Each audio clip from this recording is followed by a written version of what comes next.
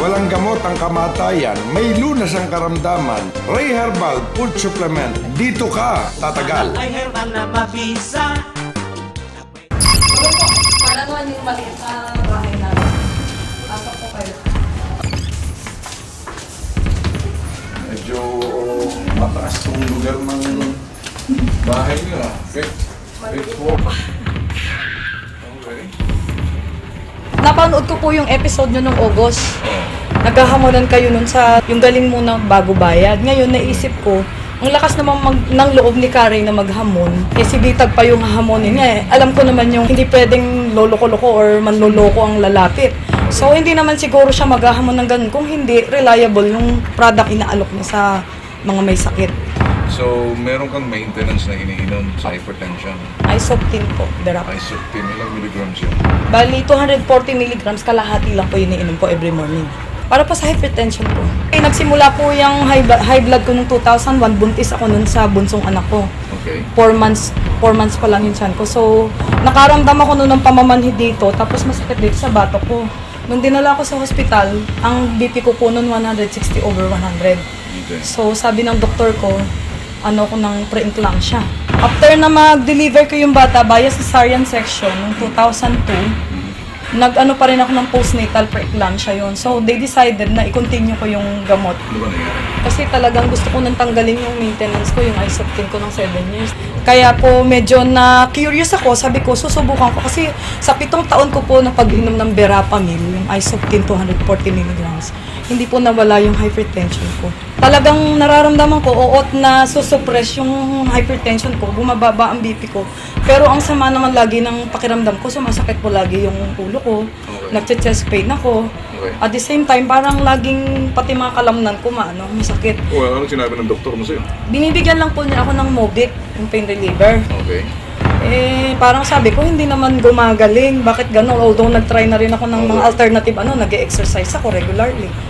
Minsan nag-change na rin ako ng food habit ko, pero Sumubo mo na lang. Bumili ka. Ako sir, initially, nung August, nung pumunta ako doon, right away, kumuha ako ng 2 bote. Uminom ako ng herbal.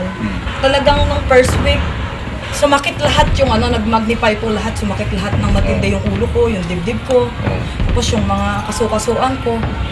Eh sabi ni Karen nung tinawagan ko, sabi ko normal lang na reaction yan. Magandang indication yan na nagwo-work sa'yo yung gamot. Ano sinabi ng doktor nang malaman niya na nag-herbal ka? Ano po kasi, nung pagpunta ko sa kanya, 1 month after na ako nag-herbal.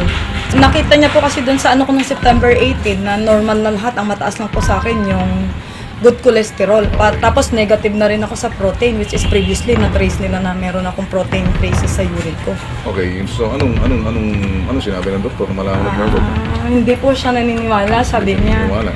Inano lang yan, sabi niya, sa pag-exercise mo lang siguro yan at saka sa, alam niya kasi before, nagtatry ako ng sa food, ko. Okay.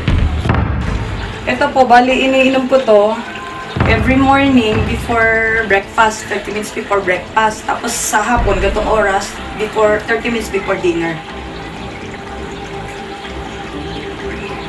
Simula po nung uminom ako nitong herbal, naramdaman ko malakas ang katawan ko, wala na yung mga chest pain, headache ko. Pero, pakiulit mo sana, hindi pa rin naniniwala sa biologist at yung doktor na ito'y epekto ng Ray Herbal. Siguro po, hindi siya naniwala kasi nung bumalik nga ako sa kanya noong September 18 na binigyan ko pa siya ng sample. Sabi ko, Dok, tingnan mo yung BP ko, normal na, tsaka yung ganda ng ko. Sabi niya, nag-exercise ka naman, tsaka nagda-diet ka rin. Sabi ko, ginagawa ko rin po yun before nung nag-isoptin ako, pero once na tinigil ko ang isoptin, tumataas pa rin ang BP ko. Pero ngayon po, without my isoptin, normal ang BP ko. Wala na naman siya. Tsaka, in fact, yung mga anak ko, pinapatay ko na rin kasi sila hindi na mahilig sa mga vegetable at fruits. Pwede mo sabihin, simula ngayon, gagawin mo na lang parang food supplement na yan. Ako, sir, kasi... Lifetime na yan. Opo, sir, wala pong problema sa akin kasi ang ko naman natural, naman siya.